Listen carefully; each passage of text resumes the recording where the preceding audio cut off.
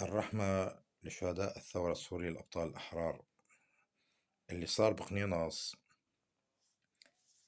شيء رائع جدا جدا، أنه نشوف المواطنين أبناء حي قنيناص اللي صدوا للإجرام الأسدي لفلوله ويلقوا القبض عليهم بسرعة. وبرافو عليكم، أنه أنا واثق عملتوا الواجب معكم، يعني عملتوا واجب معهم ومنيح ما قتلتوهم، لأنه هدول بالتحقيق معهم بيتاخد منهم معلومات قيمة جدا جدا على ناس وفلول. فأخوتي أنتو خلينا كلاتنا نكون صاحيين، نكون عين الدولة ودان الدولة، نكون الأمن والاستخبارات للدولة لنحافظ على دولتنا.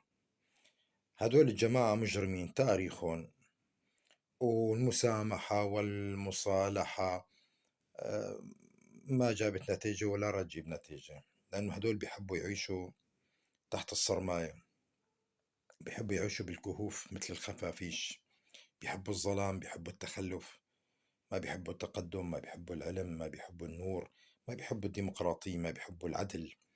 هدول هيك تاريخهم يا أخي. يعني ما بإيدهم الجماعة بالدي ان اي تبعهم من جماعة حسن صباح، هدول أحفاد حسن صباح وقروا عن حسن صباح دولة الحشاشين يعني. فهدول يا أخي هيك هيك يعني مجبول في دمهم في الدي ان اي تبعهم الإجرام. فخلينا نحن كشعب سوري، الأكثرية السورية، نكون واعيين لهم ونبلغ ونكون عواينين للدولة، ونكون استخبارات للدولة، ما في مشكلة، والدولة تاج على راسنا. الدولة اللي أحيت سوريا بعد 50 سنة من الظلام والقتل والتهجير، من وقت ما استلم آل الكر السلطة بسوريا. قتل، تهجير، تدمير، يعني تخلف.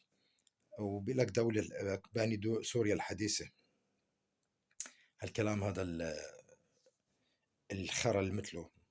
فنحن كسوريين اليوم الأكثرية علينا ننهض بهذا البلد. ننهض أول شيء نهضة أمنية، نكون مثل ما قلت لكم وقت نحن ماشيين بالشارع نراقب أي حدا منشك فيه، نلقي القبض عليه، منساعد منبلغ الأمن عليه مين ما كان يكون، لحتى نعبر بدولتنا إلى بر الأمان.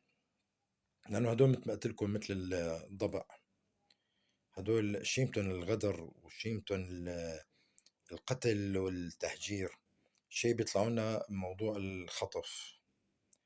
ما تقول لا يا سبحان الله، شيء بيطلعوا لنا انه بناتهم عم ينخطفوا، بيطلعوا بعد يومين ثلاثة أربعة خمسة ما بعرف وين، والأمن ما بيعمل، لازم يلقي القبض عليهم ويطالعون إنه وين كنتوا، بس هو مشان يستر عليهم، هني ما بيستر على حالهم والأمن بيستر عليهم. والمسرحيات والهزليات، وهن ما بيعرفوا حقيقة، اللي هي الحقيقة انه 18 مليون مواطن سوري هن خلف قيادة السيد الرئيس احمد الشرع. وما بيعرفوا ايضا انه السيد الرئيس احمد الشرع بده يتعودوا انه يكون تاج على راسهم، وبده يكون حذاءه شرف على راسهم. بده يتعودوا هالعادة هاي، لازم تتعودوها يا انجاس. بركي بتطهر ذنوبكم من الاجرام اللي اجرمتوه بحق الشعب السوري على مدى 60 سنة. وهيك هي السهرة فشت خلق يعني.